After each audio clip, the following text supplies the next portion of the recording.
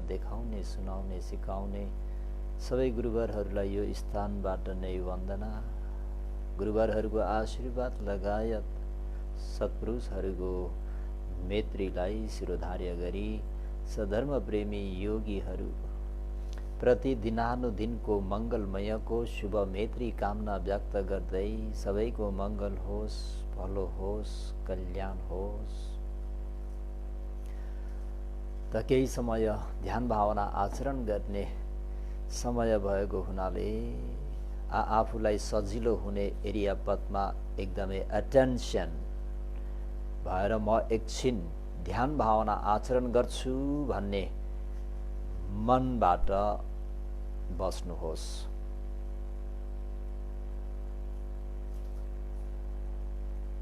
म केही समय ध्यान भावना आचरण गर्छु, यानी आजको उपदेश मुताबिक सीलको कम्पनी र समाधिको कम्पनी, भावनाको कम्पनीलाई चाहिँ खूब पोसाउने गरी, नाफा हुने गरी तन मन धन त नबनाऊ, तन र मनले कायिक वीर्य चेतसिक वीर्य भन्छ। शरीरबाट गर्नुपर्ने परिश्रम, शरीरलाई कमरपिट गर्दन सोझो सिधा ठिक पोजिसनमा राखेर, देब्रे हात तल दायाँ हात माथि ठक्क राखेर, बाहिरबाट हेर्दा पनि योगीहरू ध्यान मुद्रामा हुनुहुन्छ, ध्यानासनमा हुनुहुन्छ भनेर शरीरमा हेर्दाखेरि योगी ध्यान मुद्रामा हुनुहुन्छ भन्ने मुताबिक चेतसिक वीर्य भनेको यो भन्तेजीले साधु नभनेसम्म, भवतु सब मङ्गलं नभनेसम्म मनलाई बाहिर जान दिने छैन,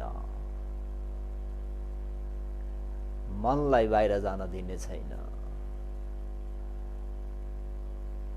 मनलाई छाड्ने छैन, मनलाई समाउने छु। I'll catch it।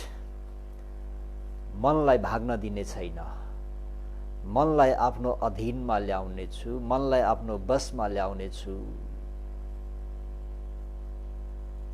भन्ने त्यो वीर्य, यसलाई चेतसिक वीर्य भन्छ। त यसरी शारीरिक वीर्य र मानसिक वीर्यले तपाईँ हामीहरूले भावना कम्पनीलाई अभिवृद्धि गर्नुपर्ने हुन्छ, नाफा ल्याउनु पर्ने हुन्छ। त सधर्म प्रेमी योगीहरू हो कायिक वीर्य र चैतसिक वीर्यले युक्त भएर होस बनाउनुहोस्।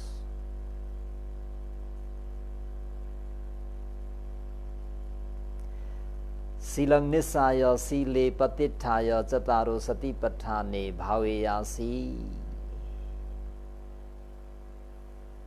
भने मुताबिक शीलको आधार लिएर, शीलमा प्रतिष्ठित भएर चार प्रकारका स्मृति प्रस्थान धर्महरूलाई दरिलो मनले भाविता गर्नुपर्छ। किन भाविता गर्नु परेको त भन्दाखेरि इमेखो भिक्खवे पञ्चनङ निवरणानङ पहानाय, मनलाई किन एकाग्र गर्नु परेको त भन्दाखेरि पञ्चानङ निवरणानङ पहानाय। भिक्खवे यो संसारलाई दुःख देखेर यो दुःख चक्रबाट मुक्त हुन चाहने मेरा प्रिय पुत्र पुत्री उपासकोपासिकाहरू हो।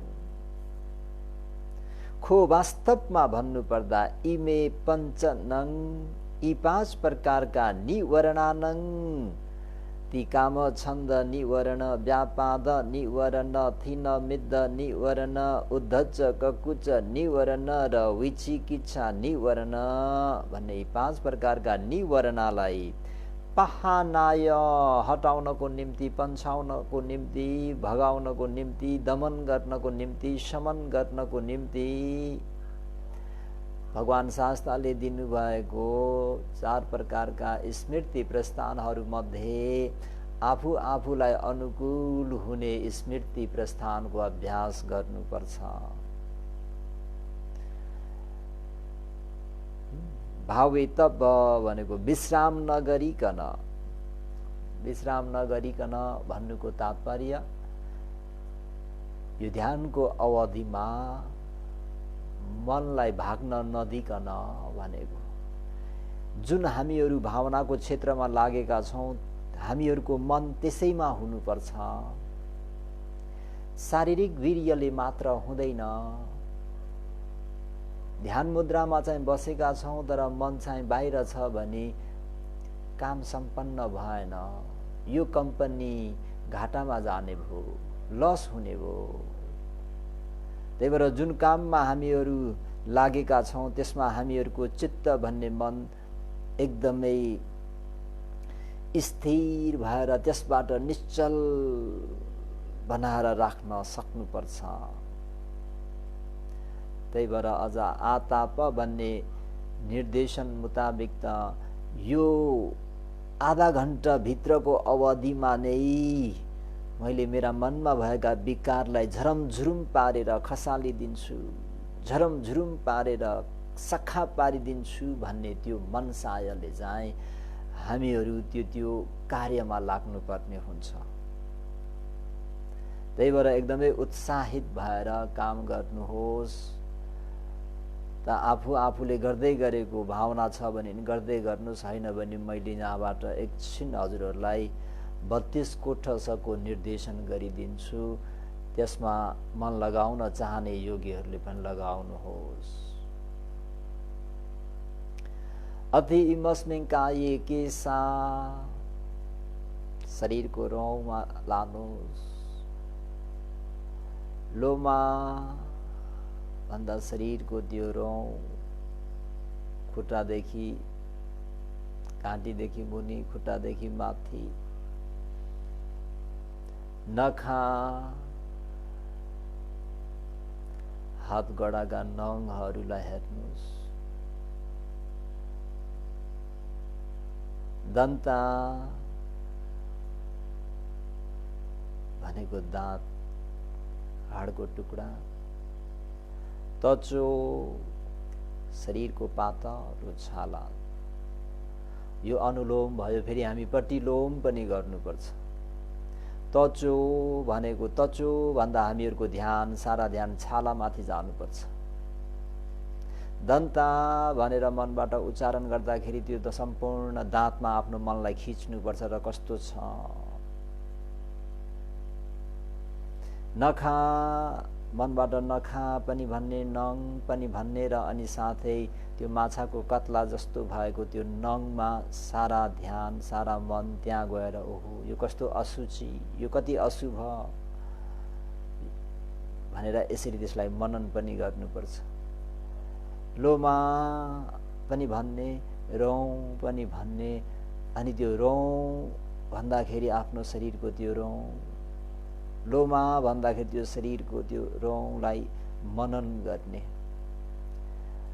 हामीहरू जुन यसमा आसक्त छौं नि त म मेरोमा, त्यो आसक्तिलाई यसरी हटाउनको निम्ति, विराक्त हुनको निम्ति केसा भन्दा केस, शिरको केस, केस भन्दा पनि केसलाई हेर्ने। अनि त्यसपछि फेरि अर्को स्टेपमा पुग्नुपर्छ। ममसम भन्दाखेरि आफ्नो शरीरको त्यो पत्र पत्र पत्र पत्र थिल थिल थिल भएको मासु। नरु भन्ने बित्तिकै स्नायुमा लानुपर्ने हुन्छ। शिरदेखि अगाडि ठुला ठुला 5-7 वटा नसा झरेका छन्, पछाडिबाट 5-7 वटा नसा लहराले एउटा वृक्षलाई बेरे जस्तै हाम्रो यो हाड रूपी शरीरमा त्यसले बेरेकोलाई ठक्क ध्यान मनलाई यो 3.5 हातको कायादेखि बाहिर पठाउन हुँदैन।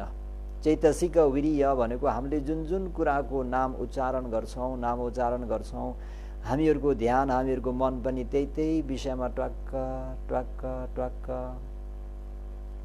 अठी भन्दाखेरि सारा सम्पूर्ण मासुहरू निकालेर हाड मात्रै ख्याङ्ग्याङ्गै कङ्काल रहेको कुरालाई हेर्नुपर्छ। अठी अठी अठी मिचाङ भन्ने बित्तिकै त्यो हाडभित्रको मासी चिल्लो पदार्थ भनौँ त्यसमा ध्यान लिएर जानुपर्छ। वकङ भनेको छातीदेखि अलिकति मुनतिर दायाँ बायाँ भएको मृगौला चौका, अनि फेरि यो अनुलोम भएपछि प्रतिलोम जानुपर्छ। फेरि वकङ भनेको त्यो दुईटा मृगौलालाई हेर्नुपर्छ। अठी मिचाङ भनेको मासीलाई हेर्नुपर्छ। अठी भन्दाखेरि सम्पूर्ण पाउदेखि शिरसम्म, शिरदेखि पाउसम्मको त्यो सेतो हड्डी कङ्गाललाई हामीहरूले हेर्नुपर्ने हुन्छ, कङ्काललाई हेर्नुपर्ने हुन्छ है। अठी भन्दा नहरू भन्दाखेरि सम्पूर्ण स्नायु नसालाई हेर्नुहोस्। पाउदेखि शिरसम्म, शिरदेखि पाउसम्म कति भेट्छ, कति भ्याउँछ।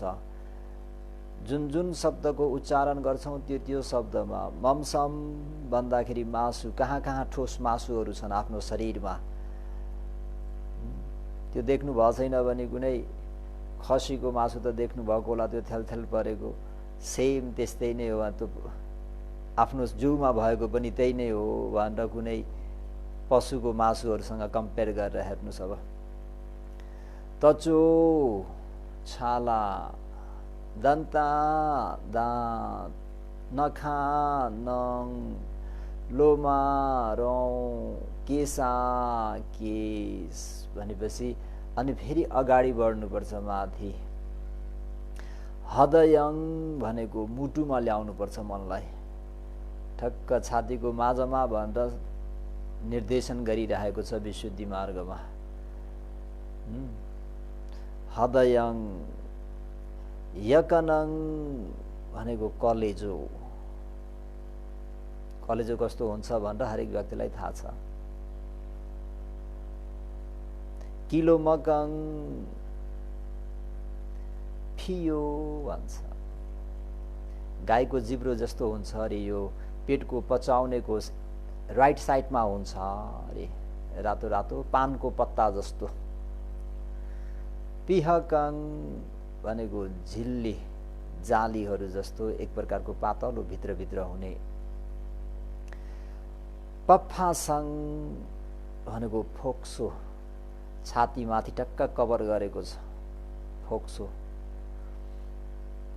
पफासङ यो चाहिँ अब अनुलोम भयो। अब फेरि पटिलोम, केससम्म जानुपर्छ पटिलोम। पफासङ भनेको फोक्सो, ठक्क छातीको माझ। पिहकङ भनेको त्यो जालीहरू जस्तै, पातलो जाली जस्तै, माकुराको जाली जस्तो भनिन्छ। किलोमकङ भनेको फियो। यकनङ भनेको कलेजो। हृदयङ भन्दा मुटुलाई ठक्क मन त्यहाँ लिएर गएर त्यो मुटु कसरी ढक ढक ढक गरेको छ त्यहाँ हेर्नुहोस्। वकङ मृगौला, दायाँ बायाँ दुईटा हुन्छ। अठिमिचङ हाडभित्रका अथवा जोइन्टका चिल्लो पदार्थ मासी। अठी भन्दा सम्पूर्ण हाड हड्डीलाई हेर्ने। नारु स्नायु। ममसम मासु। तचो छाला। दन्ता दाँत। नखा नङ। लोमा रौँ र केसा भनेको केस भइसकेपछि फेरि अब अगाडि बढ्नुपर्छ अन्तङ पञ्चक भन्नेमा। अन्तङ भनेको ठुलो आन्द्रा, घाँटीबाट लिएर अधो पिँधसम्म यो ठुलो आन्द्रा भन्छ। अन्तगुणङ सानो आन्द्राहरू पेटभरि सर्प जस्तै गुडुर्की भएर बसेको, लगभग 32 हातको छ भनिन्छ हामीहरूको जुन आन्द्रा हो। अशुचि नै अशुचि, अशुभ नै अशुभ। उदरीयङ भनेको पेट, पेटमा जुन तपाईँ हामीहरूले नयाँ आहार खाएका छौँ त्यो नयाँ आहार उसले पचाउनको निम्ति कसैले गाई बस्तुको निम्ति दाना पकाएका होलान्। कसरी भुस भुस भुस भुस भुस भुस गर्छ त्यो जब पाकेपछि उम्लेपछि, त्यस्तै हामीहरूको पनि नयाँ आहारलाई जुन पचाउँदैछ, पचाउँदाखेरि जस्तो भात छड्किँदाखेरि पानी कम भएको भात छड्किँदाखेरि पनि जस्तो हावाले ठेलेर फुस फुस फुस फुस आए जस्तै हाम्रो त्यो पेटमा सबै आहारलाई पचाउँदैछ उसले सबै निचोडेर चाहिँ पेलेर जुन ओछ हुने कुरालाई चाहिँ रगततिर फाल्देर बाँकी सबै के गरिदिन्छ मल बनाएर छान्नुपर्ने हुन्छ। त्यसर्थ त्यो उदरियङ भनेको पेटलाई हेर्नुपर्छ। करिसङ भनेको पुरानो आहार मल, पेटमा हिजो खाइसकेको आहारहरू सबै मल भएर रहिरहेको छ पेटमा, पुरानो आहार करिसङ। मथलुङ्गङ भन्दाखेरि ठक्क गिदीमा शिरमा लानुपर्छ मनलाई, खोपडीलाई फोडेर आफ्नो त्यो गिदीको बनावटहरू बसाइहरू देख्नुभएको होला, मनलाई त्यहाँ लानुपर्ने हुन्छ। त्यहाँबाट फेरि यो भयो अनुलोम। अब फेरि प्रतिलोम मनन गर्नुपर्छ। मथलुङ्गङ भन्दा शिरमा भएको त्यो गिदी, करिसङ भनेको पुरानो आहार फोहोर मल, उदरियङ भनेको नयाँ आहार भर्खर पचाउँदै गरेको, अन्तगुणङ भनेको 3.5-32 हात जति लम्बाइ, नारीको चाहिँ लगभग 29-28 फिटको लम्बाइ हुन्छ भनेको छ पुस्तकमा। र त्यो सानो आहार। अन्तङ भनेको ठुलो आहार, पफासङ भनेको छाती फोटो के भन्छ मुटु र कलेजोलाई ठक्क ढाकेर बसेको फोक्सो, पिहकङ भनेको झिल्ली, किलोमकङ भनेको फियो ऐको त्यो पाचकको राइट साइडमा छ, यकनङ भनेको कलेजो, हृदयङ भनेको मुटु ढक ढक ढक ढक ढक ढक ढक, वकङ भनेको दायाँ बायाँका मृगौला, अठिमिचङ भनेको हाडभित्रका वा जोइन्टका मासीहरू चिल्लो पदार्थहरू, अठी भनेको शरीर एउटा कङ्काल, नरु स्नायु, ममसम भनेपछि जहाँ जहाँ धेरै मासु छन् त्यसमा ध्यान दिएर त्यो रातो थेल थेल परेको मासुलाई मनन गर्नुहोस्। तचो भन्दाखेरि पातलो छाला सम्पूर्ण शरीरको, दन्ता भन्दा दाँत, नखा भन्दा नङ, काटेर थुपार्नु भएन प्र्याक्टिस गर्नको निम्ति, लोमा भनेको रौँ शरीरको कता काम लगाउने, केसा केस भनेर यी कुरालाई यसरी अनुलोम प्रतिलोम जुन जुन कुराको उच्चारण गर्छौँ त्यस कुरामा मन पुराएर त्यो कुरालाई प्रत्यवेक्षण गर्ने, यो के हो यो वास्तवमा भनेर त्यसलाई विश्लेषण गरेर हेर्ने, टुक्रा टुक्रा गराएर हेर्ने, छिन्न भिन्न गराएर हेर्दाखेरि त्यहाँ रहर लाग्दो लोभ लाग्दो मनमोहक हुने, आहा कति राम्रो भन्ने त केही पनि त रहेनछ भन्ने कुरा छर्लङ्ग हुन्छ, स्पष्ट हुन्छ र विराग यो शरीरबाट अनासक्त हुँदै आउँछ शरीरमा। जुन अहिले हामी जति आसक्त छौँ, मेरो शरीर, मेरो नाक, मेरो कान, मेरो आँखा, मेरो मुख, मेरो ओठ, यी कुरालाई सबै टुक्रा टुक्रा गरेर हेर्ने हो भने यो त यस प्रकारको पो रहेछ त भन्ने कुरा चाहिँ बिस्तारै बिस्तारै ज्ञान छिप्पिँदै आउँछ। यस मानेमा यसरी भाविता गर्नुहोस् भन्दै भवतु सब मङ्गलं रक्षन्तु सब देवता सब बुद्धानुभावेन सदा सुखी भवन्तु ते। भवतु सब मङ्गलं रक्षन्तु सब देवता सब धम्मानुभावेन सदा सुखी भवन्तु ते। भवतु सब मङ्गलं रक्षन्तु सब देवता सब सङ्घानुभावेन सदा सुखी भवन्तु ते। साधु साधु साधु।